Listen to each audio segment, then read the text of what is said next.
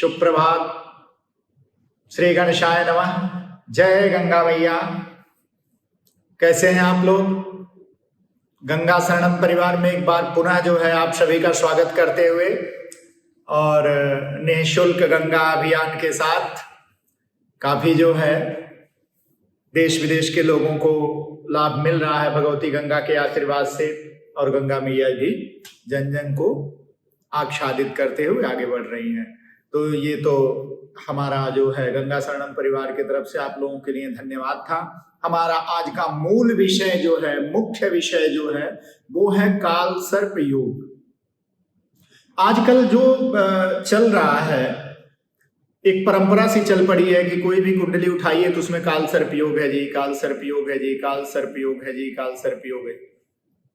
कुंडली में कभी भी राहु और केतु के बीच में आपके सारे ग्रह आ जाते हैं, विशेष करके चंद्रमा अगर आ जाता है, सूर्य आ जाते हैं, तो काल सर्प योग बनता है। काल सर्प योग मतलब एक प्रकार का पितृ दोष होता है। पितरों का कारक ग्रह जो है वो चंद्रमा है, आत्मा कारक ग्रह जो है वो सूर्य है, और इसमें महत्वपूर्ण भूमिका निभाता है केतु। और केतु अगर इन ग्रहों को देख रहा है या पीड़ित कर रहा है, राहु अगर चंद्रमा के साथ है, तो इसे पितृ दोष कहिए या काल सर्प योग कहिए, क्योंकि प्राचीन ज्योतिष के ग्रंथों में काल सर्प नहीं मिलता है, उसमें पितृ दोष मिलता है। परंतु उत्तर वैदिक काल में जब आप जाते हैं तो वहां आके कुछ उपाख्यान मिलते हैं जिसमें पितरों को सर्पों के रूप में स्थापित किया जाता है कि इन दोषों के कारण व्यक्ति के जीवन में बाधाएं आती हैं। लेकिन मैं एक चीज आपको साफ कर दूं कि कहीं भी आप लोग दुविधा में ना रहें। कहीं भी अगर केंद्र में देवगुरु बृहस्पति, बुध, शुक्र अगर बैठे हुए हैं और मजबूत स्थिति में हैं, युवा हैं, तो आपके काल सर्प दोष की जो सीमा है कम हो जाती है, घट जाती है, बहुत कम हो जाती है। तो इस सामान्य उपचारों से भी आप खूब तरक्की कर सकते हैं, खूब आगे बढ़ सकते हैं। तो ये महत्वपूर्ण विषय है। तो आज मैं जो बात बताना चाहता हूं वो है कि काल सर्प योग। काल सर्प योग होते बहुत प्रकार से हैं। आजकल के जो ज्योतिषीय बंधु हैं, इन्होंने बहुत प्रकार के काल सर्प योगों का शोधन कर दिया है, परंतु विशेष रूप से जो काल सर्प योग बनते हैं उनका मैं आप लोगों को वर्गीकरण करता हूं।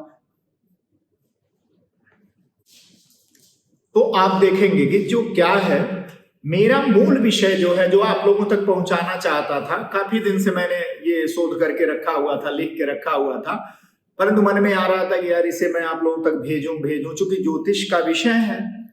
तो आज सभी लोग बैठे थे, गंगा शरणम परिवार के सभी वरिष्ठ कार्यकर्ता, तो सबने कहा कि गुरुजी इसको तो डाल ही दो, काफी दिक्कतें आ रही हैं लोगों को और रोज कोई न कोई फोन करके पूछ भी रहा है।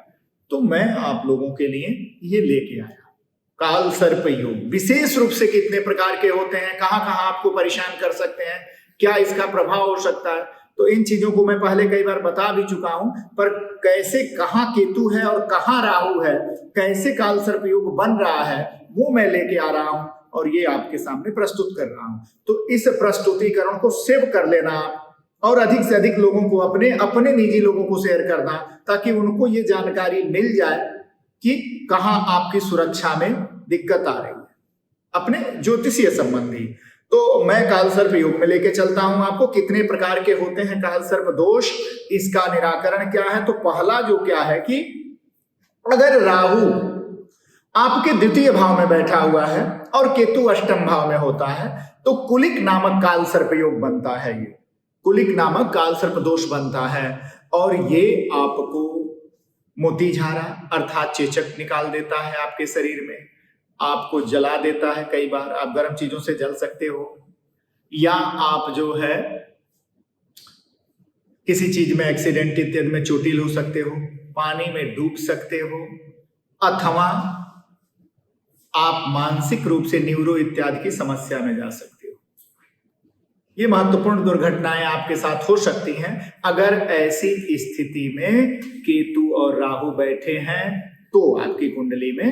तो इस समस्या से निजात पाने के लिए आपको इन दोषों की शांति करानी चाहिए। कैसे करानी है इन दोषों की शांति?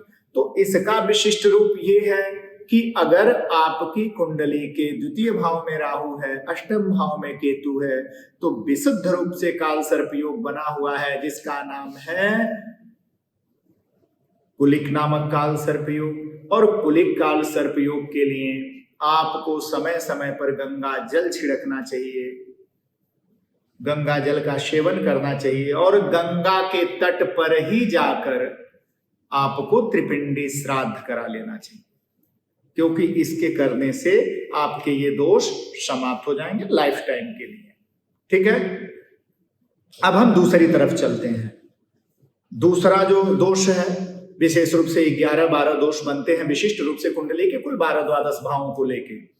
तो मैं दूसरे काल सर्प योग पर जब पहुंचता हूं, द्वितीय स्थान पर, वहां क्या है कि राहु अगर आपकी कुंडली में तृतीय भाव में बैठा हुआ है, केतु नवम भाव में स्थित है, तो वासुकी काल सर्प योग बनता है।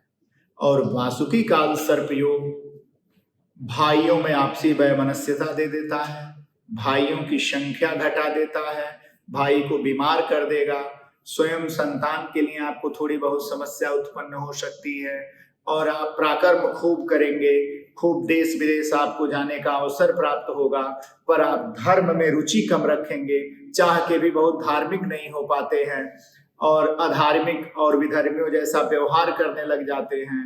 और दुष्परिणाम ये होता है कि समाज में आपको निम्नता मिलती है। गुरु वर्गई निराकृत है, श्रेष्ठ जनों के द्वारा जातक जो है निराकृत अर्थात अपमानित भी हो सकता है। पराक्रम खूब रहेगा, खूब कार्य करोगे, लेकिन अंततोगत्वा धन संग्रह के मामले में आप शून्य हो जाएंगे।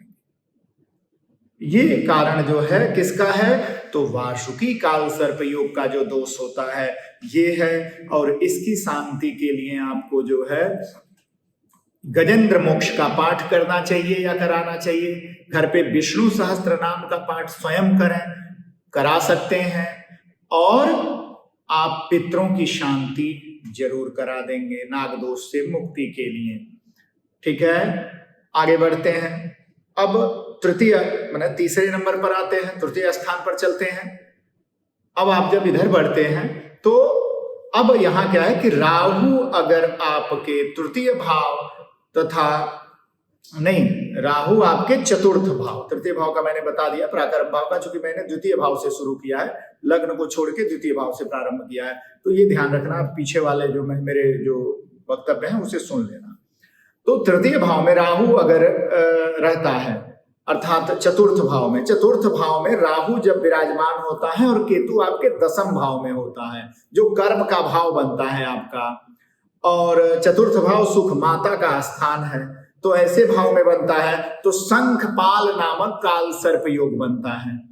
इसका सबसे बड़ा ये गुण होता है कि यहां आप अगर माता के घर में राहु हो गया, चौथा घर माता मामा नाना का घर होता है, तो माता को जो है अपेंडिसाइटिस, किडनी की समस्या, स्टोन और वायु की समस्या बनेगी। पिताजी को जो है स्किन डिजीज, चर्म रोग से संबंधित समस्या हो सकती है, बीपी हो सकती है उनकी हाई, केतु वहां बैठा हुआ है तो दसम स्थान में, चूंकि वो पिता का घर भी है, कर्म का घर है, कार्य में आपको असफलताएं दिखने लग जाती हैं, जमे जमाए कार्य को आप छोड़ के भागने लग जाते हैं, दूसरा तीसरा चौथा इस तरह का काम करने लग जाते हैं आप, यहां समस्या आती है आपको, और पिता को कोई न कोई समस्या रहती है, और यूं कहें कि पिता का सुख कम मिलता है जीवन में, तो ये गलत नहीं है। तो आप इसको रिसर्च करके देख लेना अपने आप पर, और ये एक तरह से शुद्ध रूप से पितृदोषों का निर्माण कर देता है, क्योंकि चौथा घर जो है शुद्ध रूप से माता का घर होता है, जिसका स्वामी चंद्रमा होता है, और 10वां घर जो है कर्म का भाव होता है, जहां पिता और शनि निवास करते हैं, और उस स्थान को सूर्य देखता है। तो ऐसे स्थानों को अगर आप देखेंगे तो आपको कहीं न कहीं काल सर्प योग की समस्या उत्पन्न होती है, और शंखपाल नामक काल सर्प योग बनता है। तो इसका भी समाधान वही है कि आप गंगा जी के तट पर अथवा काशी के पिशाच मोचन सरोवर पर जाकर त्रिपिंडी श्राद्ध अवश्य करा दें, जिससे कि आपको इस समस्या से समाधान मिल जाए। परंतु यहाँ बैठे हुए ग्रह आपको बार बार कार्य के अवसर भी प्रदान करते हैं। सिर्फ बुराइयां नहीं है, कार्य के अवसर भी काफी अच्छा आपको प्रदान करते हैं। और कार्य का अवसर प्रदान करते हैं तो आप फलिए फूलिए, लेकिन इनका समाधान कर लीजिए। अच्छा, अब हम बढ़ते हैं आगे। राहु जब आपकी कुंडली में, स्वयं की कुंडली में पंचम भाव में तथा केतु एकादश भाव में हो तो पद्म नामक काल सर्प योग बनता है। और ये बहुत ही बुरा नहीं कहा जाता है, अच्छा कहा जाता है। आपके पास अचानक धन लाभ होगा, देसी विदेशी लोगों से आप धन संपत्ति के मामले में आगे बढ़ते हैं, विदेशी भाषाओं में आपकी पकड़ बहुत अच्छी होगी, मैथ, कैलकुलेशन, कोडिंग जैसे आप कंप्यूटर साइंस वगैरह इंजीनियरिंग के कार्यों में, और आपको विदेशी भाषाओं में अंग्रेजी, फ्रेंच, जर्मन, इन भाषाओं में आपकी पकड़ बहुत अच्छी हो जाएगी। इन स्थानों पर पंचम स्थान में बैठा हुआ राहु जो दोष देता है वो ये है कि आपके यहाँ अगर आप शादीशुदा हैं तो आपके यहाँ प्रथम संतान कन्या होगी और दूसरे संतान में बाधा उत्पन्न होगी, गर्भापात, मिसकैरेज वगैरह का योग बनता है और परेशानियां आती हैं धर्म पत्नी को लेके कहीं न कहीं संतान भाव में। तो संतानों की इच्छा है और इस भाव से बचना चाहते हैं तो आपको हर हाल में इसकी शांति करनी चाहिए। और इसकी शांति के लिए आपको पितरों की शांति करानी चाहिए, पितृदोषों की शांति कराएं। और पितृदोषों की शांति कराने के बाद आप भगवान शिव का गाय के दूध से रुद्राभिषेक करें। 2 बार, 3 बार, 5 बार, 10 बार, जो भी आपका सामर्थ्य करते रहें और आपको आश्चर्यजनक परिणाम मिलेंगे। इसके अभिभूत हो जाएंगे आप इन परिणामों को करके। तो आप देखेंगे कि आपको इसका यथोचित लाभ मिल रहा है, काफी प्रसन्नता होगी आप लोगों के जीवन में। और हमें प्रसन्नता तब होती है जब आप लोग कमेंट करके लिख दोगे कि गुरुजी हमें जो है बिल्कुल सही था और सही लाभ मिला है, तो बड़ी प्रसन्नता होगी। गंगा शरणम परिवार की तरफ से जो है हम लोग आपके साथ खड़े हैं और अपने ज्ञान विज्ञान के साथ। तो अब हम आगे बढ़ते हैं। राहु अगर आपके छठे भाव में है और केतु 12वें भाव में है, राहु छठे भाव में, केतु 12वें भाव में है, तो आपको महापद्म नामक काल सर्प योग बनता है। और यह काल सर्प योग एक प्रकार का अस्थिर योग बना देता है जिसमें आपकी स्थिरता डामाडोल रहती है। परंतु अच्छी बात यह है कि एक शत्रुहंता योग भी है, आपकी कुंडली में शत्रुहंता योग भी बनाता है जिससे आपके शत्रु आपसे हारते रहते हैं, पराजित होते रहते हैं, आप मुकदमे में जीतते रहते हैं, परंतु मानसिक रूप से बेचैन रहते हैं। और इस मानसिक बेचैनी के समाधान के लिए आप चाहें तो निरंतर गजेंद्र मोक्ष का पाठ स्वयं करते रहें अथवा जो है समय समय पर उड़द, तिल, छाता, छाया पात्र दान इत्यादि का दान करते रहें। सर्दियों में निर्धन लोगों को कंबल इत्यादि बांट दें, ऊनी वस्त्र इत्यादि बांटते रहें। अगर आप सामर्थ्यवान हैं तो, नहीं है तो हनुमान चालीसा पढ़ते रहो, आप कुछ न कुछ करते रहो, कष्ट कटेगा। और ये भाव में ठीक है, महापद्म भाव में जो बनता है। तो इन ग्रहों के खासियतें ये हैं, अच्छाइयां ये हैं कि ये बुराइयों के साथ साथ अच्छाई भी देते रहते हैं। इन्हें सिर्फ निगेटिव वे में मतलब, ये पॉजिटिव ही हैं, सकारात्मकता भी देते हैं नकारात्मकता के साथ साथ, क्योंकि ये ग्रह बड़े प्रभावशाली होते हैं। अब हम आगे बढ़ते हैं और जैसे ही राहु आपके सप्तम भाव में मिलता है और केतु लग्न में स्थित है तो तक्षक नामक काल सर्प योग लगता है। नाम याद रखेंगे आप लोग, आपको बड़ा लाभ मिलेगा। और ये वीडियो कुछ बड़ी हो रही है पर इसके छोटे छोटे पार्ट भी जो है आप लोगों तक पहुंचते रहते हैं, तो उसको भी आप देख लेंगे तो आपके समझ में आ जाएगा। तो यहाँ जो है राहु जब सप्तम भाव में होता है, केतु लग्न में होता है, तो ये तक्षक नामक काल सर्प योग बनता है। और ये आपके जीवन में चेचक, अपस्मार, टाइफाइड इत्यादि रोग लेके आता है। आपके चेहरे पर कहीं न कहीं काले रंग का एक तिल या मस्सा होगा और आप थोड़े से बेचैन उठापटक में रहेंगे। स्किन में कहीं कहीं फोड़े फुंसी का डर बना रहेगा।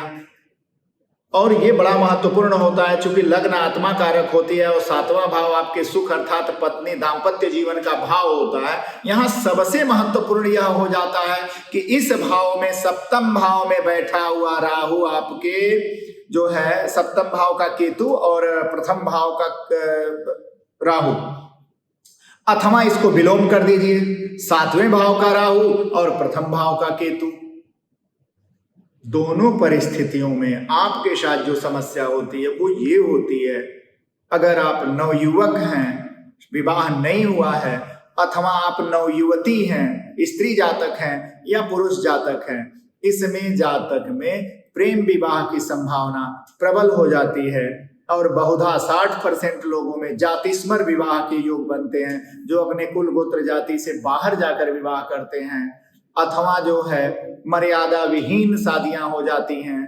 और अगर सब कुछ सम्यक रूप से हो भी गया तो पत्नी रक्त दोष से पीड़ित रहती है और रक्त दोष से पीड़ित होने के कारण कोई न कोई उपद्रव बना रहता है दंपतियों के बीच में। और अगर ये सारी चीजें ग्रहों की मजबूती से चीजों से ठीक भी हैं तो आप ध्यान देंगे कि पत्नी ऐसे जातकों के, अगर पुरुष जातक है तो पत्नी खर्चीली मिलती है, और अगर स्त्री जातक है तो जो पति होगा आपका वो थोड़ा बहुत अटपटा सा व्यवहार करने वाला होगा, जो कहीं न कहीं आपको जो है पीड़ा उपलब्ध कराता रहेगा। तो ऐसी परिस्थिति में इसकी अनिवार्य रूप से शांति करा दें गंगा जी के तट पर जाकर, और हर हाल में इसको जो है त्रिपिंडी श्राद्ध इसके लिए जरूर करा दें। और कोशिश करें, अगर पूरा जीवन सुखी रहना चाहते हैं तो ये कोशिश करें कि हर 3 या 5 वर्ष पर एक बार त्रिपिंडी श्राद्ध कराते रहें। जीवन भर सुख संपत्ति सुविधाएं बनी रहेंगी और आप सुविधा संपन्न होते हुए अपने जीवन को दीर्घायुष्यता पूर्वक निर्वहन करें, जिए। ये शुभकामनाएं भी हैं और ये इसका फलाधीश। आगे बढ़ते हैं और हम आते हैं राहु जब आपके अष्टम भाव में तथा केतु द्वितीय भाव में हो जाता है तो कर्कोटक नामक काल सर्प योग बनता है। यहाँ होता है राहु अष्टम में और केतु द्वितीय भाव में, तो कर्कोटक नामक काल सर्प योग बनता है। और ये बहुत बुरा कहा जाता है इसको योगों में, क्योंकि इसमें जातक को झील, झरना, समुद्र, पोखरे, तालाब में डूब के मरने का योग हो जाता है, चाहे वो बड़ी अवस्था में डूब जाए या बाल अवस्था में डूब जाए। तो ये ऐसे योग बनाते हैं। विषैले जानवरों के काटने का डर रहता है, सींग वाले जानवरों से भय रहता है, अथवा वाहन इत्यादि है तो उससे गिर के चोट लगने का। और ध्यान देंगे कि यहाँ छिलता है, ये जो हिस्सा है ना, अक्सर ऐसे लोगों को यही चोट लगता है और उनके बाएं पैर में चोट लगने की संभावना अधिक होती है।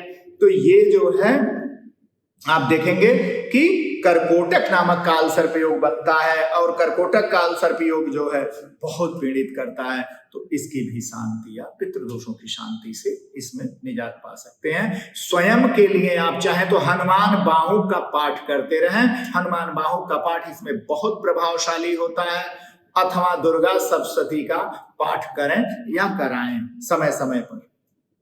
तो अब हम आगे बढ़ते हैं। फिर केतु अगर आपके पराक्रम भाव में तीसरे स्थान में हो गया, राहु नवम भाव धर्म भाव में हो गया, तो शंखचूर्ण नामक काल सर्प योग बनता है। और शंखचूर्ण नामक काल सर्प योग अच्छा कहा जाता है, शुभ कहा जाता है, अच्छा फल देता है। लेकिन जातक धर्म को नहीं मानता और कई बार वो नशे की लत का शिकार हो जाता है, और नशे की लत का शिकार होने के कारण वो अक्सर मार पीट दंगे फसाद में फंस जाता है और अपना नुकसान कर देता है। धन उसके पास आते हैं पर वो धन का नाश कर देता है। विरासत में भी बहुत धन उसको मिल जाए तो भी धन का नाश कर देता है। तो ये कुछ स्वभाव उत्पन्न हो जाते हैं जातक में। तो कुछ स्वभावों से बचें, स्वभाव की तरफ बढ़ें, और माता पिता इत्यादि को भी चाहिए कि इसकी शांति अवश्य करा दें। ऐसे लोगों को घर में गंगा जल रखना चाहिए और निरंतर गंगा जल छिड़कते रहें घर में। जातक को स्वयं या अमावस्या या पूर्णिमा को गंगा जल अपने कंठ के नीचे उतारना चाहिए और सिर के ऊपरी भाग पर थोड़ा सा गंगा जल जरूर गिराते रहें। तो अगर ये कार्य कर सकते हैं तो करते रहिए, बहुत लाभ मिलेगा इसका। और हम दसम भाव में राहु और चतुर्थ भाव में केतु हो तो घातक नामक काल सर्प योग बनता है, ये ध्यान रखेंगे। और ये पिता के लिए कभी भी अच्छा नहीं होता और माता को स्किन की समस्या दे देता है और हमेशा पीड़ित रखता है। कई बार अष्टम भाव का केतु या चतुर्थ भाव का केतु जातक को बावसीर नामक रोग दे देता है, जो बहुत ही दुखदायी होता है। तो ये भी यहाँ आपको देखने को मिल जाता है। इससे बचने का उपाय है कि आप यथाशक्ति जो है इन ग्रहों से बचने के लिए दुर्गा चालीसा या हनुमान चालीसा का पाठ जरूर करते रहें। और जब भी अवसर मिले तो बंदरों को कुछ दाना इत्यादि खिला दिया करें, चिड़ियों को, कबूतरों को या मछलियों को कुछ जरूर खिलाते रहें। पितृदोषों की शांति करावें। आप देखेंगे इसका बहुत जो है आपके जीवन पर प्रभाव पड़ता है। केतु अगर पंचम भाव में बैठा है आपके, जो आपके शिक्षा, दीक्षा, संतान इत्यादि का भाव है, और राहु 11वें भाव में बैठा है, तो विषधर नामक काल सर्प योग बनता है। और यहाँ राहु बड़ा अच्छा हो जाता है। एकादशे राहु सर्व बाधा विनाशनम। 11वें भाव का राहु आपके जीवन के सभी बाधाओं का विनाश करता है। आप उसकी दशा अंतर दशा में खूब धन कमाएंगे, बहुत सारी चीजें करेंगे, बहुत बड़े बड़े लाभ करते हैं। आप जज बन रहे हैं, आप वकील बन रहे हैं, तो ये यहाँ राहु का बहुत प्रभाव है। राहु आपको बहुत लाभ दे रहा है, परंतु दाम्पत्य जीवन में उथल पुथल दे देता है। इसका ध्यान रखेंगे। संतान भाव पर दृष्टि है तो संतानों को लेके कभी संतोषजनक दिनचर्या नहीं बनने देता है। जीवन में संतान को लेके कोई न कोई उपस्थिति बनी रहती है, तो ये एक समस्या है। तो इसलिए विषधर काल सर्प योग के शांति के लिए आपको नाग बलि देना चाहिए और नागों की शांति करानी चाहिए। ये बहुत महत्वपूर्ण है। नाग बलि में जो है दूध और लावा इत्यादि करके हवन करते हैं नागों के नाम से। नमस्ते सर्पेभ्यो एकेचे पृथ्वी मनु। तो इस तरह से जो है उनके मंत्रों से आप ये करते हैं। अब हम पहुंचते हैं राहु। राहु जब आपके 12वें द्वादश भाव में होता है और केतु 6ठे भाव में होता है, तो शेष नामक काल सर्प योग बनता है। यह योग बड़ा अच्छा है आपके लिए। यहाँ आप शत्रुघ्नता योग में हैं, आप सर्वत्र विजयी हो रहे हैं, सारी चीजें हो रही हैं, परंतु मेंटली स्थिर नहीं है। ये इसका दोष है शेषनाग काल सर्प योग का। एक बार आपने स्थिरता पकड़ लिया तो आप बहुत सफल हो जाते हैं। जीवन में कोई समस्या नहीं है आपके और आप बहुत सफल हैं। तो इस तरह जो है, जब भी मेरा इन पूरे शोध का एक विषय रहा कि अगर इस कुंडली में कहीं से भी काल सर्प योग बन रहा है तो पितृदोषों की शांति कराइए, महत्वपूर्ण है। और अमावस्या इत्यादि तिथियों में समय मिले, संक्रांति में समय मिले तो गंगा स्नान जरूर करिए और समय समय पर गंगा जल का सेवन, गंगा जल छिड़कते रहिए। घर में गुगुल लोबान की धुनी करते रहिए। अपने को पुरुषार्थी बना के रखिए, क्योंकि सकल पदार्थ यही जग माही, कर्महीन नर पावत नाही। कर्महीन व्यक्ति को कुछ नहीं मिलता, कर्म करने वाले को सब कुछ मिलता रहता है। तो इसलिए जो है ये ध्यान रखिएगा। और आज का मेरा विषय काल सर्प योग था गंगा शरणम परिवार के तरफ से, जो मैंने यथारूप आप लोगों तक पहुंचाने का प्रयास किया। और बिल्कुल इसको सुनिएगा, शेयर करिएगा और गंगा शरणम परिवार से जुड़े रहिए, जुड़िए, इस श्रृंखला का हिस्सा बनिए और इस पे कमेंट करिएगा, शेयर करिएगा, लाइक करिएगा, जैसे अच्छा लगे। धन्यवाद आप सभी को। जय गंगा मैया। सुप्रभात। श्री गणेशाय नमः। जय गंगा मैया। कैसे हैं आप लोग? गंगा शरणम परिवार में एक बार पुनः जो है आप सभी का स्वागत करते हुए और निःशुल्क गंगा अभियान के साथ काफी जो है देश विदेश के लोगों को लाभ मिल रहा है भगवती गंगा के आशीर्वाद से। और गंगा मैया भी जन जन को आच्छादित करते हुए आगे बढ़ रही हैं। तो ये तो हमारा जो है गंगा शरणम परिवार की तरफ से आप लोगों के लिए धन्यवाद था। हमारा आज का मूल विषय जो है, मुख्य विषय जो है, वो है काल सर्प योग। आजकल जो चल रहा है, एक परंपरा सी चल पड़ी है कि कोई भी कुंडली उठाइए तो उसमें काल सर्प योग है जी, काल सर्प योग है जी, काल सर्प योग है जी, काल सर्प योग है। कुंडली में कभी भी राहु और केतु के बीच में आपके सारे ग्रह आ जाते हैं, विशेष करके चंद्रमा अगर आ जाता है, सूर्य आ जाते हैं, तो काल सर्प योग बनता है। काल सर्प योग मतलब एक प्रकार का पितृदोष होता है। पितरों का कारक ग्रह जो है वो चंद्रमा है, आत्मा कारक ग्रह जो है वो सूर्य है, और इसमें महत्वपूर्ण भूमिका निभाता है केतु। और केतु अगर इन ग्रहों को देख रहा है या पीड़ित कर रहा है, राहु अगर चंद्रमा के साथ है तो इसे पितृदोष कहिए या काल सर्प योग कहिए, क्योंकि प्राचीन ज्योतिष के ग्रंथों में काल सर्प नहीं मिलता है, उसमें पितृदोष मिलता है। परंतु उत्तर वैदिक काल में जब आप जाते हैं तो वहां आके कुछ उपाख्यान मिलते हैं जिसमें पितरों को सर्पों के रूप में स्थापित किया जाता है कि इन दोषों के कारण व्यक्ति के जीवन में बाधाएं आती हैं। लेकिन मैं एक चीज आपको साफ कर दूं कि कहीं भी आप लोग दुविधा में ना रहें। कहीं भी अगर केंद्र में देवगुरु बृहस्पति, बुध, शुक्र अगर बैठे हुए हैं और मजबूत स्थिति में हैं, युवा हैं, तो आपके काल सर्प दोष की जो सीमा है कम हो जाती है, घट जाती है, बहुत कम हो जाती है। तो इस सामान्य उपचारों से भी आप खूब तरक्की कर सकते हैं, खूब आगे बढ़ सकते हैं। तो ये महत्वपूर्ण विषय है। अगर आपको यह वीडियो पसंद आया हो तो लाइक और सब्सक्राइब जरूर करें ताकि आप नई वीडियो मिस ना करें।